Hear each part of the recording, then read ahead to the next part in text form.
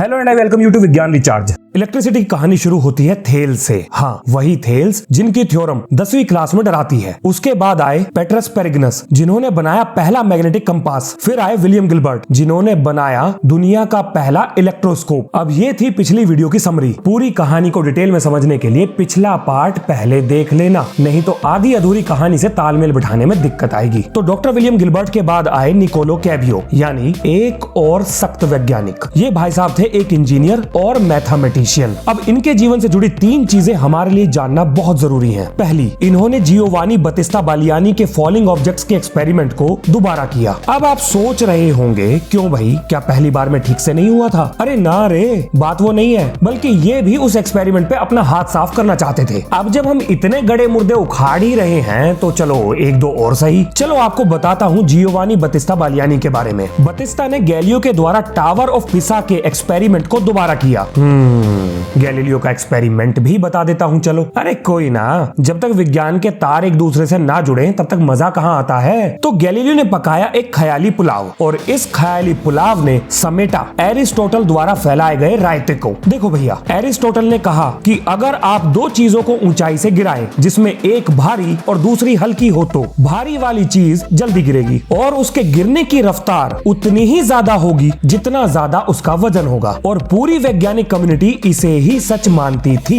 और इसके बाद एंट्री होती है अपने धाकड़ वैज्ञानिक की, यानी गैलीलियो। और यहाँ पर मैं एक बात ऐड कर दूं कि विरोध की कीर्तन मंडली के छाती पीटने का समय आने वाला था। तो सबसे पहले गैलीलियो ने अपने ख्याली पुलाव में लीनिंग टावर ऑफ पिसा से 2 पत्थर गिराए, जिनमें एक था भारी और दूसरा हल्का। अब गैलीलियो के हिसाब से दोनों गिरे एक साथ, क्योंकि ग्रेविटी दोनों पर बराबर लग रही थी। फिर अपने धुरंधर वैज्ञानिक ने इसे प्रूव भी कर दिया और पहुंच गए वैज्ञानिक कम्युनिटी के बीच में और दिखाई उन्हें अपनी कैलकुलेशन और बोला, भाई लोगों, एरिस्टोटल थे गलत, उनकी थ्योरी तो ना चलती, जो वो चिपका के निकल लिए हैं उसको पढ़ने की कोई जरूरत नहीं है। और ये रहे उसके सबूत। भाई साहब, सांप सूंघ गया सबको। ऐसे हो गए सब जैसे उनसे किसी ने उनकी किडनी मांग ली हो और बदले में आईफोन भी ना दिया। फिर 2-4 नमूने उठे और बोले ये ना चलेगा बिल्कुल भी, एरिस्टोटल कैसे गलत हो सकते हैं, वो सबसे महान वैज्ञानिकों में से एक थे। मतलब आप हिम्मत देखो लोगों की, कैलकुलेशन में गलती किसी को ना मिल रही पर चौधरी सब बन रहे थे। मैंने कहा था ना, छाती पीटने का समय आ गया है। तो विरोध की कीर्तन मंडली दबादब छाती पीट रही थी और हो गए सब शुरू। मन तो उनका ऐसा कर रहा था कि गैलीलियो को यहीं खोपचे में लेकर खर्चा पानी रसीद कर दे, पर करते कैसे?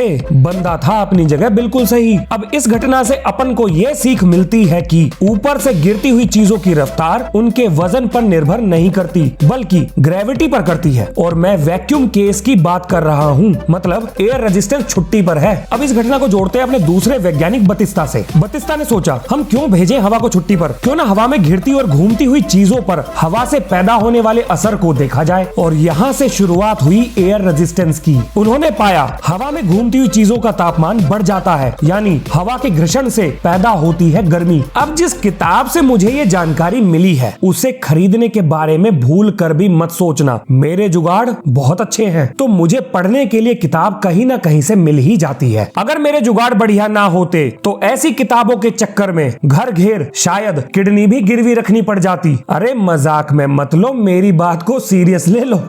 इस बार मैं सीरियस हूँ, रुको प्रूफ देता हूँ। इस किताब का PDF वर्जन ही सिर्फ 12,923 रुपए का है, तो ओरिजिनल बुक का अंदाजा आप खुद ही लगा लो। आपको क्या लगा मैं मजाक कर रहा हूँ? अरे ना रे, सीरियस चीजों के साथ ज्यादा मजाक नहीं करता मैं। चलो इनके बारे में एक और चीज जान लो, लॉ ऑफ एक्सेलरेशन भी इन्होंने ही दुनिया को समझाया था। देखो, लॉ ऑफ एक्सेलरेशन दिया था न्यूटन चचा ने, पर वो इसको आसान भाषा में स्पष्ट नहीं कर पाए, तो अपने सख्त वैज्ञानिक बतिस्ता ने प्रूफ के साथ लॉ ऑफ एक्सेलरेशन दुनिया को समझाया था। अब इनके बारे में बताने के लिए बहुत कुछ है, लेकिन हमें अपने टॉपिक से ज्यादा नहीं भटकना। विज्ञान इतना इंटरेस्टिंग है कि अगर मैं आपको सारी कहानियां सुनाने लग जाऊं तो शायद मेरा जीवन भी कम पड़ जाए। अगर आपको इनके बारे में और जानना है तो गूगल पर जाओ और लिखो what was the law of acceleration by Giovanni Battista Baliani, और पहले 4 लिंक पढ़ लो, आपका काम हो जाएगा। अच्छा एक और चीज, आपने वेट और मास का अंतर किताबों में जरूर पढ़ा होगा, पर ये किसी ने नहीं बताया होगा कि आखिर ये कॉन्सेप्ट बनाने के लिए किसके गले में हार डाले। अरे कोई ना, मैं हूं ना,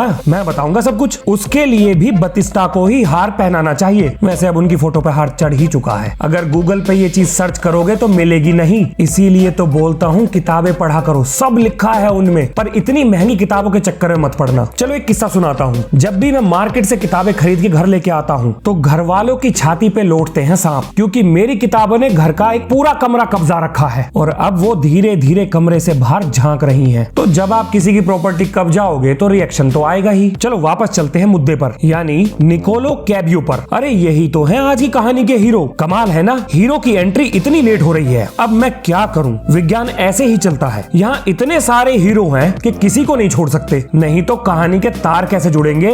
अब इन्होंने किए थे 3 काम। पहला, बतिस्ता और गैलीलियो के द्वारा किए गए एक्सपेरिमेंट्स को दोबारा किया। अब यहाँ से तो इन्हें कुछ खास हाथ ना लगा, पर इसके बाद इन्होंने जो किया और उसके बाद जो बताया, उससे वैज्ञानिकों के बीच आ गया भूचाल, क्योंकि बंदा था बिल्कुल सही। इनसे पहले सिर्फ ये माना जाता था कि चार्ज सिर्फ अट्रैक्ट कर सकते हैं, पर इन्होंने यह भी बताया कि चार्ज अट्रैक्ट ही नहीं बल्कि रिपेल भी कर सकते हैं। इन्होंने ये तो बता दिया कि चार्जेस रिपेल करते हैं और उसे साबित भी कर दिखाया, और अपनी एक्सप्लेनेशन में बोला कि जब एम्बर को जानवरों के फर के साथ रगड़ा गया तो चार्ज सिर्फ एम्बर पर ही नहीं बल्कि फर पर भी आया था, और अगर ऐसे 2 एम्बर को अलग अलग फर पर रगड़कर एक दूसरे के सामने लाया जाए तो वो करेंगे एक दूसरे को रिपेल। अब यहाँ तक तो सब ठीक था और वैज्ञानिक कम्युनिटी ने इनके द्वारा दिए गए प्रूफ देख भी लिए, यानी इस बार किसी ने छाती नहीं पीटी। अब हर बार अपनी छाती थोड़ी फोड़ेंगे, शायद पिछली बारी का दर्द अभी भी हो। चलो चलो मजाक बंद, सीरियस मैटर चल रहा है। अब बारी आती है चार्जेस के इस रिपेल बिहेवियर को एक्सप्लेन करने की। अब यहाँ अपना सख्त वैज्ञानिक कर गया झोल, जो किसी के पकड़ में भी नहीं आया, क्योंकि पहले किसी को इसके बारे में पता ही नहीं था। आओ बताता हूँ क्या था वो झोल। इन्होंने बोला कि जब एम्बर को फर के साथ रगड़ा गया तो एम्बर से छोटे छोटे कण जो आंखों से दिखाई नहीं दे सकते, वो निकलते हुए हवा को धक्का देते हैं, जिसकी वजह से पैदा होता है रिपल्शन। हालांकि आज हमें ये बात पता है कि ये झोल झाल वाली बात सही नहीं थी, पर जरा सोचिए हमारी किताबों में लिखी एक एक बात के पीछे कितने वैज्ञानिकों की जीवन भर की मेहनत लगी है, पर हमें ये सारी बातें बताई नहीं जाती। पर कोई ना, मैं बैठा तो हूँ,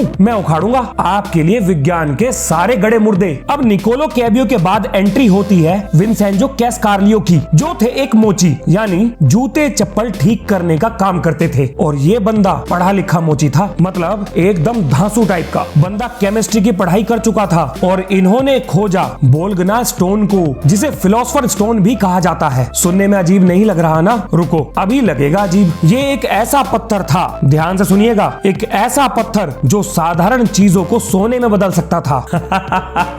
welcome to the real story of electricity. जानेंगे इसकी सच्चाई से जुड़ी पूरी कहानी नेक्स्ट पार्ट में। अब आपके लिए 2 लाइनें। जीतूंगा मैं, ये खुद से वादा करो। जितना सोचते हो कोशिश उससे ज्यादा करो। तकदीर भी रूठे पर हिम्मत ना टूटे। मजबूत इतना अपना इरादा करो। मिलते हैं नेक्स्ट वीडियो में। जय हिंद, जय भारत।